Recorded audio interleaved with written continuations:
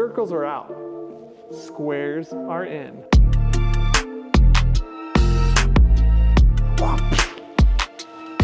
I've had this idea for a while. I've been wanting to pit an athlete inside a square that was lit. When we got these Aputure Infinibars, I knew it was time. I was able to rig each one of these Infinibar lights to some C-stands. So each one of these is an individual light. These Infinibars have these cool channels where these teeth can fit into, so we can add this little mounting point to this bar light. So when I tighten the knob, it expands the clamp and it fits into the channel in the grooves. And now the whole entire Infinibar holds by that single point. We'll go ahead and mount it in this. Squares have 4 equal sides. Right now we have a rectangle, so I'm gonna measure how far the bottom of our square is. Okay, 32 inches, 32 inches, 32 inches. Oh, sweet, that's square. That one's white. That one's white. So we gotta match these all to the same power. So we're gonna go into our Aputure Infinibar light. We're gonna go to CCT, stands for correlated color temperature. We are gonna change our intensity to 100. And then we're gonna change our color temperature to daylight balanced. So around 56 Kelvin. And then green magenta shift, we're gonna leave that neutral. We're gonna go pure white light, because we are only using our lights to illuminate our subject. We're not blending light with anywhere else in our space. Come take a look. We finally got it set up. We got our full square going. We're gonna turn off our house lights. I'm gonna bring in a model in here, and I'll show you how I direct our model to come kind of in and out of this light. So let's go ahead and turn off those house lights. Okay, perfect. For this shoot, I'm using the Canon R5 with an 85mm lens. My suggestion though is if you have a lens filter, take that off. We're shooting directly into this light, and you can see in the video right now, we're getting a lot of haze. Adding any extra glass to the front of your lens is gonna add more haze. Why I really like this setup is the athlete can interact with it. They can lean on it, they can hold maybe a baseball bat, and they can lean in, maybe they're gonna bunt. This is the size of square that I thought would work best for our athletes. As you can see, there's too much on the outside edge. I'm gonna go ahead and post, and I'm just gonna remove that. I'm here with Ashley. She's gonna model for us. As Ashley comes in and out of this light, you can see that more light is able to reach her face. So it's very important that your subject actually comes through this window, because if they don't, they're gonna be lost in the shadows. And in this situation, we're using a V-flat to bounce more light into her face. I did a lacrosse photo shoot with this setup. Now let's dive into Photoshop. Okay, I just got done with my photo shoot with the men's lacrosse team. Here's some of my images. This is one of the selects I kind of want to work on. So I'm going to go ahead and launch that into Photoshop, hitting Command E from my photo mechanic. I already went ahead and moved some of our sliders, pushed more contrast, added some dehaze and some clarity. Here's what the original looked like. Kind of flat, a little warm. I cooled it down a little bit. I was originally 6100 on camera. I brought it down to 54,000 Kelvin. So what I'm going to do is I click on this and I'm going to draw a line. Let's start with my horizontals. That matches a straight line. I'm going to start with this top Infinibar.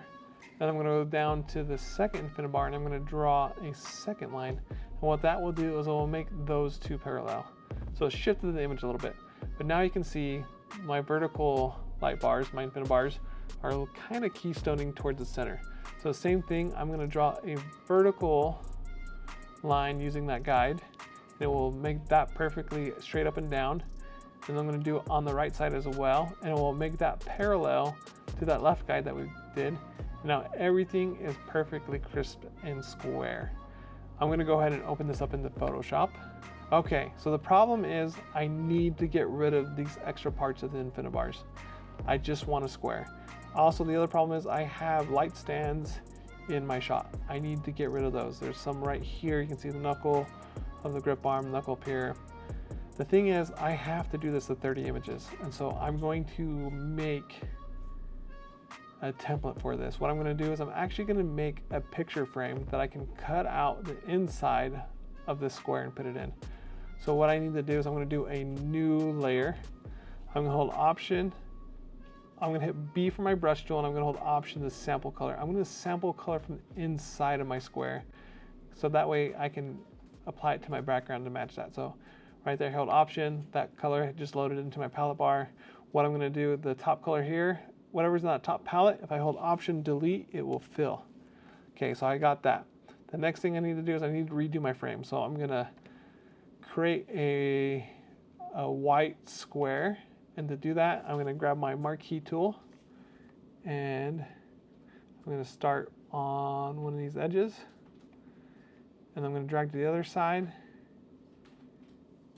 and I need to bring it down to the bottom. Sorry about that. Need to do the full square. Okay. And similar thing to this, I'm going to do a new layer. I'm going to bring out my brush tool. I'm going to sample the white from the Infinibars, and I'm going to fill that square with white. Perfect. And so right now we kind of almost got our template. I need to cut out the inside square. We'll get there in a second. But one of the things that I did notice on my original image, if I zoom in here, you can see that off the Infinibar, the light bar, you can see that there's this glow. But my background has no glow. So I need to do something to either bring that glow back in or to recreate it. I'm going to go ahead and recreate it. And to do that, what I'm going to do is I'm going to double click on the right side of my layer right here. And that will open up my layer styles. And what I want to go to is I want to go to this outer glow and turn it on. Okay, sorry, this is preloaded, so I'm going to reset this to default. Okay, so what I'm going to want to do is I want to turn on that outer glow. And here it's set to the default, and it's very, very thin. You can barely see it. It's like within the pixels. So the first thing I'm going to do is I'm going to crank up that size. And so we'll go ahead and see how far that gets. And like 250, by the time that's in the image, like the max is kind of what I need here. So I'm going to go full 250. But the thing that we notice on the glow, so I'm just going to hit OK for a second to show you, is the color of the glow. The color is actually like a blue. So I'm going to leave this black layer off, turn this white one back on. And I'm going to go back to this outer glow. And I need to reference that color a little bit. So I'm going to come and bring my clone stamp tool. Let's turn off this cancel. So I'm going to go ahead and click on this swatch right here. Let's go and turn off outer glow for a second. So I'm going to click on this color swatch tool for a second. I'm going to bring the size back down so I can get a clearer sample. I'm going to click right here, and you can see it's kind of like this blue-gray is what that color is as I go around here. I'm going to actually bring that up a little bit more saturation, a little more brightness. We'll see how that goes. Okay, so I'm going to bring that size back up. Apply the color, bring that size back up. And then I noticed that in this image, I shot it at an ISO, so it has some grain, it has some noise. I'm actually going to add some noise to this. Let's actually make this a little bit more solid and add some noise. Let's go somewhere like 90, let's go 94. 94 opacity. And then let's bring some of that noise in to kind of match. Ooh, that's too much. Let's bring that back down. Let's try 26. That kind of fits in there.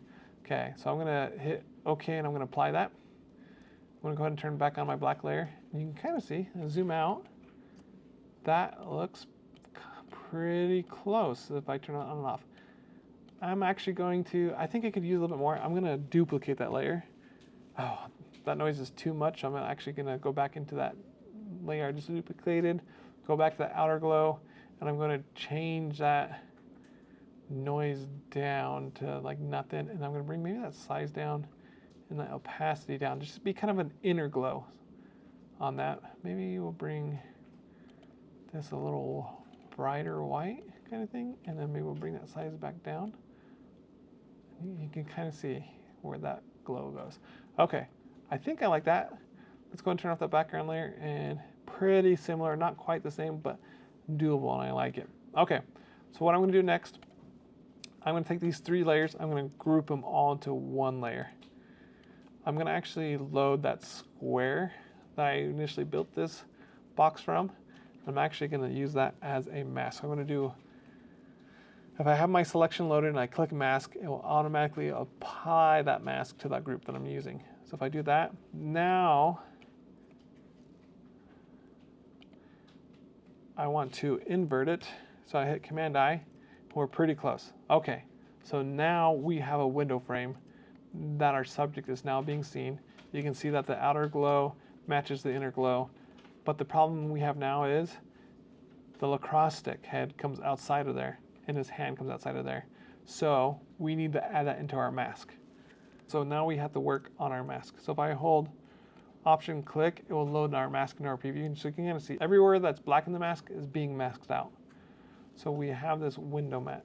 What we need to do is we need to paint some black over here and over here to bring that lacrosse player's hand. So I'm going to hold Option click on the bottom layer. Look at this hand.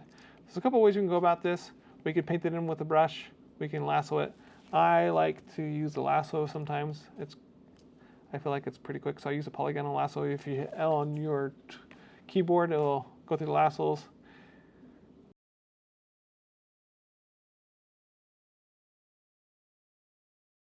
I can now got that area selected. I'm going to go ahead and go back to my mask on this group 1 layer, and I'm going to fill it with black.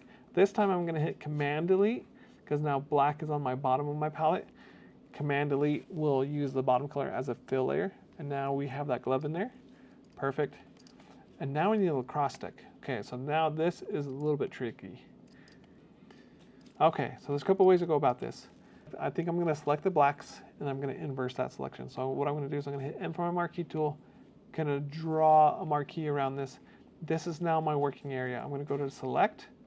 I'm going to hit Color Range, and it's going to give me an eyedropper. The eyedropper is going to tell me, I'm going to tell Photoshop what color I want it to select. So I'm going to click on this black. You can see everywhere that's white is the selected color. If I hold down Shift, it gives me a plus. I can add colors to that to get a more tight range. And I can adjust this fuzziness slider to do less or more. I think I'm going to go right about here because I think I can brush in some of this stuff. So now I have that selection. I'm going to Command Shift I to inverse it. And I'm going to go to my mask here, brush, turn this back on, and I'm going to brush that in like magic.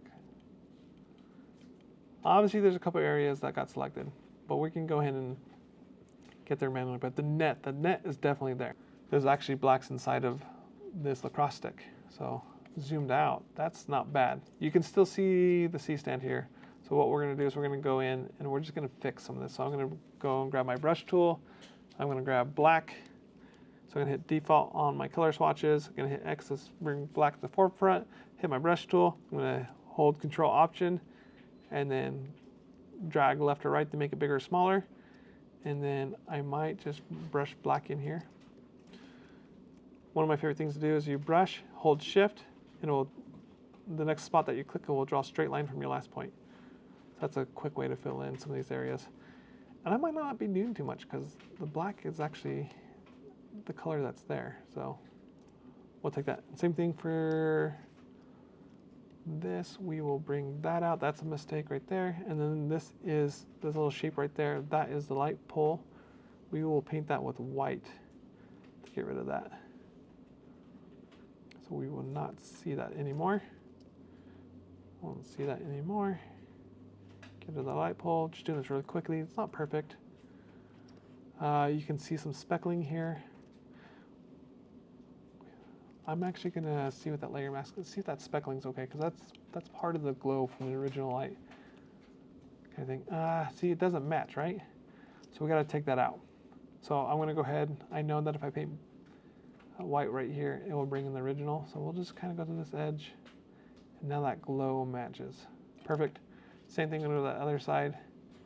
Bring that glow back in, just to the edge.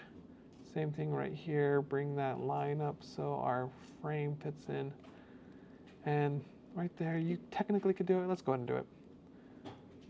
Not so bad.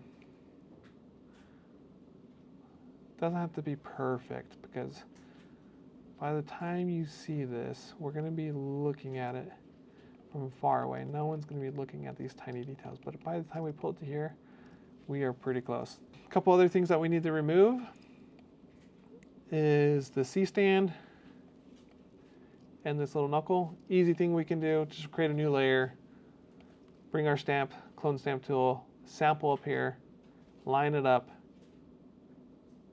paint it in, bring a new layer, bring it outside of our group. Let's sample a little bit closer. So that feels a little bit better. And then from right there, boom, it's gone. We got rid of that that knuckle from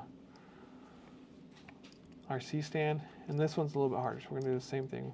The other thing we could do for this one, instead of using the clone stamp tool, so we could actually do another marquee tool, make a selection right here that's long, hit Command-Shift-Option-E, Command-J. We're gonna get rid of that layer 4. So the Command-Shift-Option-E copied everything to a new layer, to a single layer. And then I just hit Command-J to cut out that selection. So now all I have is this piece. I'm actually gonna use that piece, so using clone stamp, I'm gonna bring it down, line it up, and then I can mask that out to where I need it. Bring the opacity down a little bit just to line that up. Perfect. And then we'll go like that. We're gonna create a layer mask. And then let's go ahead and Command-I. And then I'm just gonna brush in where I need that piece. So let's see. Now my brush, it's set to white. Let me put down my pen tool. Let me use my pen tool. And I'm just gonna get rid of that C-stand. I'm sure Gen Fill would do a great job on this. But if you're having trouble Gen Fill, this is probably another great solution that you could try to use. Okay, here's where I'm running into. This glow on the bottom does not match. It goes too harsh. What I'm gonna do is I'm gonna bring my brush soft, and I'm actually going to bring it back to black, and I'm gonna brush that in until that glow fits.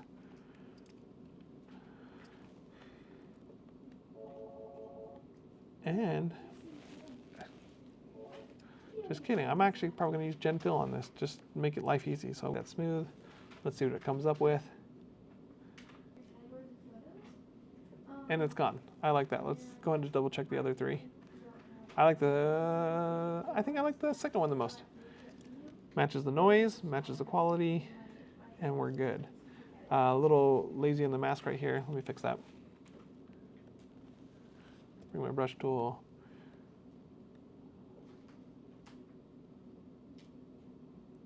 Actually, what if I just mask that out? We don't need that string. Don't like it anyways.